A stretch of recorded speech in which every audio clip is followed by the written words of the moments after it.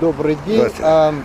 Сегодня на судебное заседание пришел Леонид Голубович, очень известный человек по делу ЮКОСа. Ваши комментарии, что вы можете сказать, что вы услышали? Дело в том, что я стараюсь, не могу себе позволить, к сожалению, следить за всеми тонкостями. Это делает Вера Челищева у нас. Я стараюсь видеть общую логику процесса. И поэтому у меня только самые общие впечатления. Видимо, сегодня речь идет об отмывании уже, а не о хищении, судя по характеру вопросов. Общее ощущение у меня такое, что это все очень серьезно, как бы. У меня ощущение удивления. И это, с одной стороны, все делается всерьез.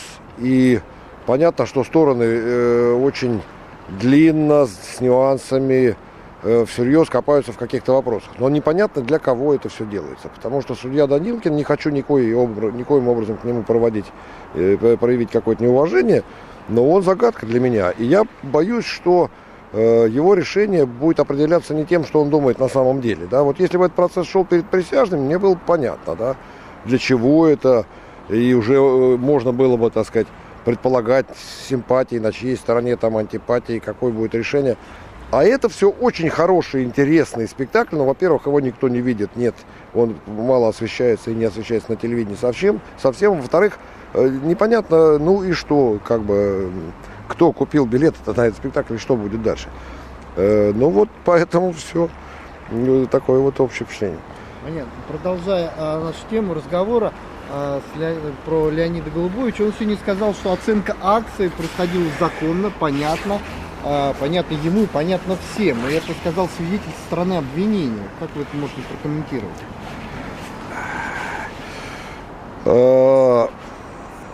Вопрос-то не в этом на самом деле. Вопрос в том, что вот все эти сложные схемы, которые сегодня обсуждались, они или законны, или незаконны в зависимости от цели. Если действительно цель ставилась спрятать похищенное, тогда они незаконны. Если цель такая не ставилась, а это было обычное такое позиционное маневрирование с целью защититься от каких-то рейдеров, это тогда совсем другая история. Поэтому, на мой взгляд, сегодня вообще ни на один вопрос о хищении не был ни задан, ни ответ на него не получено. Я не очень понимаю смысл сегодняшнего допроса.